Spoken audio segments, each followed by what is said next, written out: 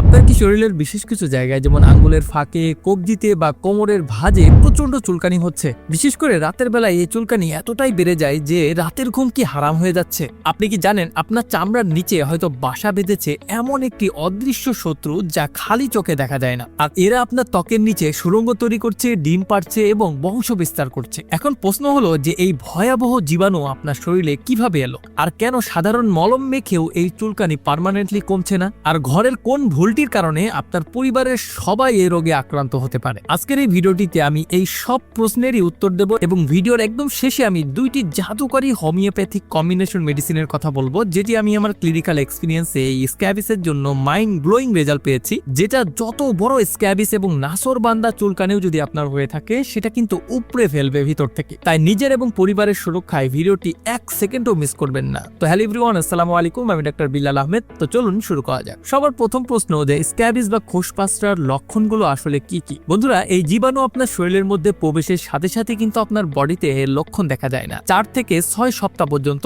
আস্তে আস্তে আপনার শরীরের মধ্যে লাল লাল একটা দানা র্যাশ ছড়িয়ে পড়ে।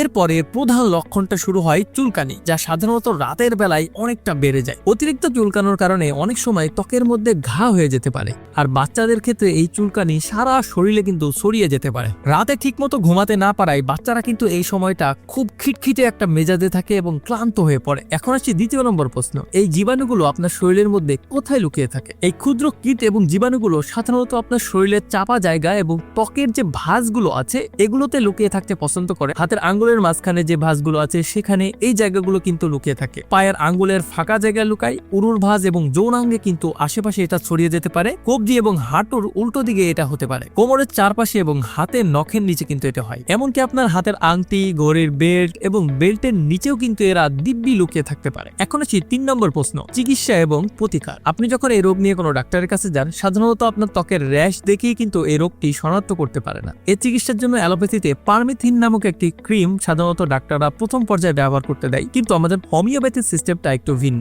অনেক ক্ষেত্রে দেখা যায় যে পারমিথিন ক্রিমেই অনেকে ভালো হয়ে যায়, আর যাদের এই মলমগুলোতে ভালো হয় না তাদের ক্ষেত্রে কিন্তু একদম ভিতর থেকে জিনিসটা ভালো না করলে এটা কিন্তু পার্মানেন্ট সলিউশন তারা পায় না। প্রথম পর্যায়ে পারমিথিন ক্রিম লাগানোর নিয়মটা একটু বলে দিই। এই ক্রিম গলা থেকে শুরু করে পায়ের তালু পর্যন্ত খুব ভালোভাবে মাখতে হবে প্রথম পর্যায়ে। তবে মনে রাখবেন, ক্রিম লাগানোর সময় ত্বক যাতে পরিষ্কার এবং শুষ্ক থাকে। সাধারণত রাতে ঘুমানোর আগে এই ক্রিমটি লাগাতে হবে। 8 থেকে 14 ঘন্টা পর সকালে ধুয়ে ফেলতে হবে। এবার আসি এই ক্রিমটা আপনি দ্বিতীয়বার কখন মাখবেন। ডিম থেকে ফুটে বের হওয়া নতুন জীবাণুগুলো মারার জন্য ঠিক 1 সপ্তাহ পর দ্বিতীয়বার এই ক্রিমটি আবার ব্যবহার করতে হবে। এক্ষেত্রে চুলকানি কমানোর জন্য চিকিৎসকরা অনেক সময় অ্যালার্জির ওষুধ দিয়ে থাকেন। একটা কথা বলে রাখি বন্ধুরা, আমি যে 2টি মেডিসিনের কথা বলবো এটি কিন্তু ভিডিওর লাস্টে বলেছি। খুব গুরুত্বপূর্ণ ভিডিওটা হতে চলেছে, তাই ভিডিওটা কিন্তু সম্পূর্ণ দেখতে। এবার আসি 4 নম্বর ধাপে, পরিষ্কার পরিচ্ছন্নতা। সবচেয়ে গুরুত্বপূর্ণ অংশ কিন্তু এটা। শুধু শরীরের ওষুধ মাখলেই হবে না, জীবাণুকে পরিপূর্ণ ধ্বংস করতে আপনার ব্যবহৃত যে পোশাকগুলো আছে, বিছানার চাদর এবং বালিশের কাভার অবশ্যই 50 ডিগ্রি সেলসিয়াস যে তাপমাত্রার গরম পানি আছে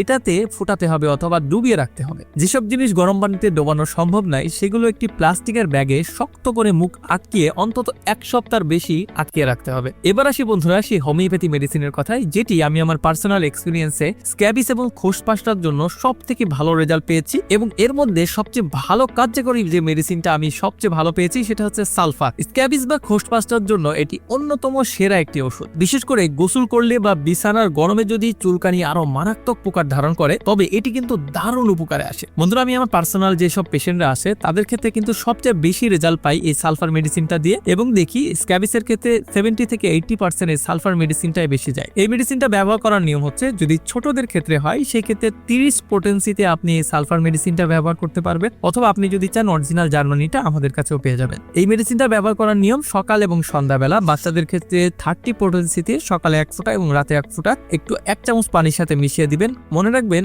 অবশ্যই 5 বছরের উপরে অধিক হতে হবে বাচ্চার বয়স। এবার যদি 12 থেকে 13 বছরের উপরে হয় সেই ক্ষেত্রে কিন্তু 200 পোটেন্সিতে আপনি এই মেডিসিনটা ব্যবহার করবেন। সকালে 2 ফোঁটা এবং রাতে 2 ফোঁটা 1 চামচ পানির সাথে মিশিয়ে সকালে এবং রাতে খাওয়ার আগে খেতে হবে মেডিসিনটা। এবার আসি দ্বিতীয় নম্বর মেডিসিনটা হচ্ছে, সেটা হচ্ছে সোডিনাম। চুলকাতে যদি শরীরে ঘা হয়ে যায় এবং সারা শরীরে যদি তীব্র চুলকানি থাকে যা রাতের বেলা বেড়ে যায়, তাদের জন্য এই ওষুধটি কিন্তু ম্যাজিকের মতো কাজ করে। বন্ধুরা, সোডিনাম মেডিসিনটা কিন্তু ব্যবহার করার আগে অবশ্যই কিন্তু আপনি একজন প্রফেশনাল হোমিওপ্যাথি ডাক্তারের সাথে আপনি পরামর্শ নিয়ে তারপর ব্যবহার করবেন। আমি প্রতিটা ভিডিওর মধ্যে একটা কথা বলি যে কোনো মেডিসিন ব্যবহারের ক্ষেত্রে একজন অভিজ্ঞ বিশেষজ্ঞ হোমিওপ্যাথি ডাক্তারের সাথে পরামর্শ নিয়ে ব্যবহার করাটাই আপনার জন্য ভালো হবে। তো আশা করছি বন্ধুরা সম্পূর্ণ বিষয়টি ভালোভাবে বোঝাতে পেরেছি। প্রথমে যে নিয়মগুলো বললাম এগুলো ফলো করবেন, তারপর যে ক্রিমটার কথা বললাম এগুলো মাখার পরেও যদি আপনার দেখেন যে ভালো মতো কাজ হচ্ছে না, আপনি চাইলে আমি এখানে যে পারমিথিন ক্রিমটার কথা বললাম সেটার পাশাপাশি কিন্তু এই হোমিওপ্যাথি মেডিসিনগুলো সেবন করতে পারেন, তাহলে কিন্তু খুব দ্রুত আপনি এটা থেকে রিকভারি পাবেন। বন্ধুরা আমি একটা কথা বলে রাখি, অনেকে মনে করে হোমিওপ্যাথি মেডিসিন খেলে অ্যালোপ্যাথি ওষুধ খাওয়া যাবে না, আবার অনেকে মনে করে যে অ্যালোপ্যাথি খেলে হোমিওপ্যাথি খাওয়া যাবে না। দেখুন যেই মেডিসিনটা যেরকম সে সেরকম ভাবে কাজ করবে। আপনি তো কখনো অ্যালোপ্যাথিতে 10টা ওষুধ খাওয়ার সময় এই প্রশ্ন করেন না যে অ্যালোপ্যাথি ওষুধ এতগুলো খাচ্ছি আরেকটা ওষুধের সাথে কাজ করবে কিনা। 10টা মেডিসিন যখন আপনি